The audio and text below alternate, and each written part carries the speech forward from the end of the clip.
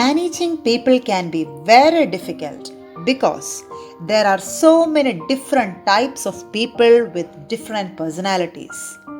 This is where the importance of management principles exist. Dear students, today we are going to discuss about 14 principles of management. 14 management principles by Henry Fayol are universally accepted guidelines for managers to do their job. Let us see what are those principles. First one, division of work. Every human being has been blessed with different abilities, talents, and capabilities. We differ from each other in that we have different interests and talents. One might be good at dancing but not in drawing, while another might be great at speaking but not at writing. This principle is also applicable in organization. So, division of work states that instead of assigning the whole work to an individual, it is better to assign one small task to one person.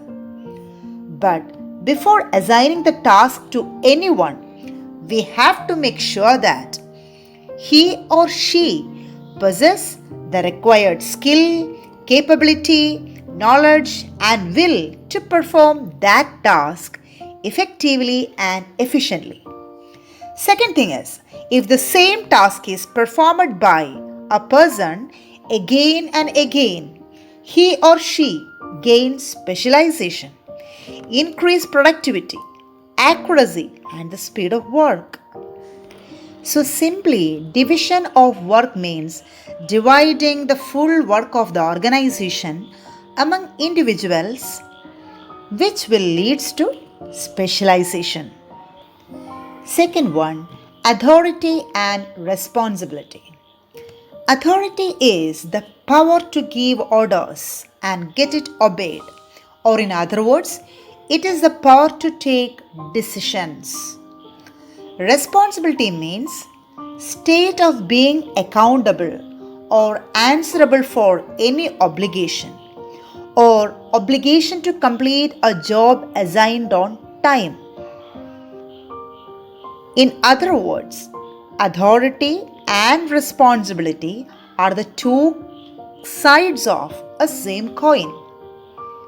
Because when a person is given some responsibility without sufficient authority, he can't perform better and also could not accomplish the desired goal.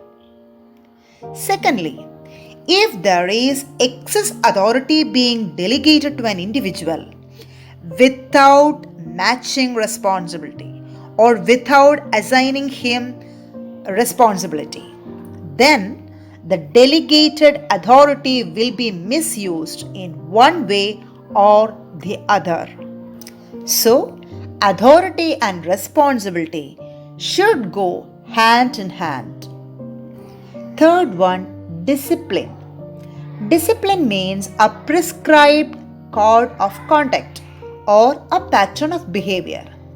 Employee discipline at workplace can be defined as obedience to the company policies, rules, regulation, and process laid down by the management. Employee discipline enables a positive and healthy work environment and ensures smooth functioning of the organization. Fourth one, unity of command. This principle clearly states the need to know from where the employee takes the order and to whom he must report. You just imagine if an employee receives the order from more than one manager, confusion and sometimes conflict may occur. But if we follow this principle, it will reduce the chance of making such mistakes. So, simply, unity of command means getting orders or commands from only one superior. Fifth one, unity of direction. According to this principle, each unit of the organization should work towards a common objective. According to this, units having or departments having same goals should have a single head and a single plan. Unity of direction is a concept in team management that assumes that all the team members should share the same objectives in order to work towards common results using one plan under one head. Sixth one, subordination of individual interest. As per Henry Fayol, the personal interests of the individuals in an organization are subordinate to the interest of the organization. Sometimes a confusion may arise in certain situations. That is, should I give priority to my interest or organization interest? As a member of organization, no doubt the main and primary focus is the organizational objectives. So simply we can say that companies should work unitedly towards the interest of a company rather than personal interest. Seventh principle is remuneration. Remuneration is the price for services received. Pay should be fair to both the employee and the firm. If an organization wants efficient employees and best performance, then it should have a good remuneration policy. Remuneration should be according to an individual's effort they have made. Eighth principle is centralization. In centralization, the authority is concentrated only in few hands. In decentralization, authority is distributed to all levels of management. But no organization can be completely centralized or decentralized. There should be a balance between centralization and decentralization. Ninth principle, scalar chain. Scalar chain is a chain of all supervisors from the top management to the person working in the lowest rank. A clear line of communication is very important for any organization to achieve its objectives. So, every organization must possess a clear-cut hierarchy starting from senior management to the lowest level in the organization. Fayol on this principle highlights that hierarchy steps should be from top to the lowest. This is necessary so that every employee knows who is their immediate supervisor.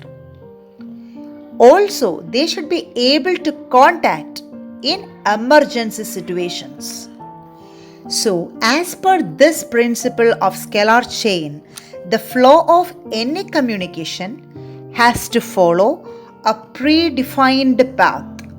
That is to avoid any kind of confusion or ambiguity. That has to follow from supervisor to the one in the lowest position. 10th principle is order. According to this principle, in an organization, there should be a suitable place for everything and everyone.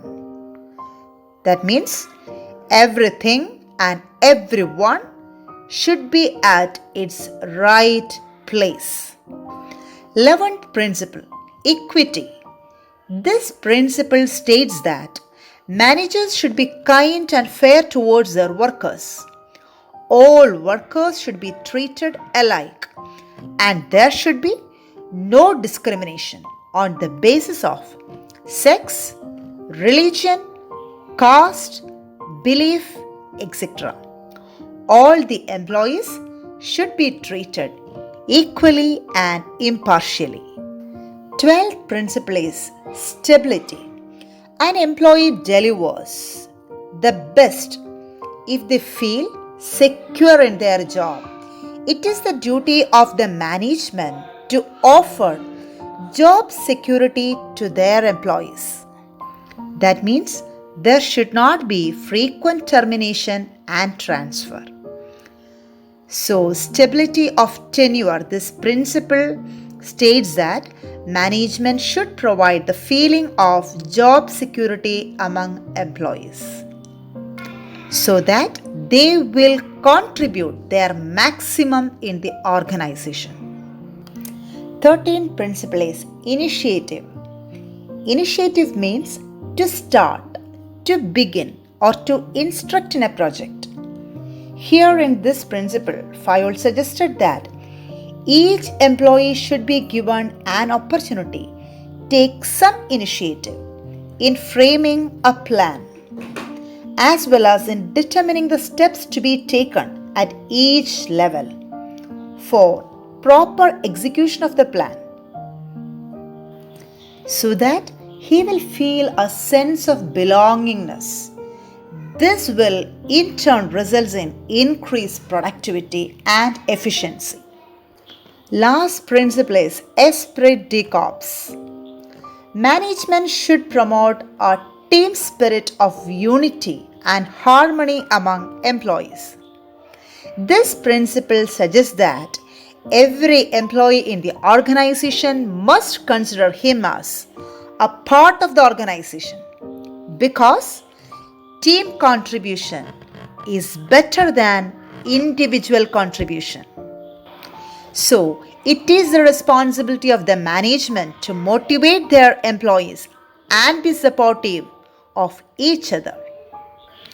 Dear students, a manager is all about handling not just his work, but leading team with great responsibility.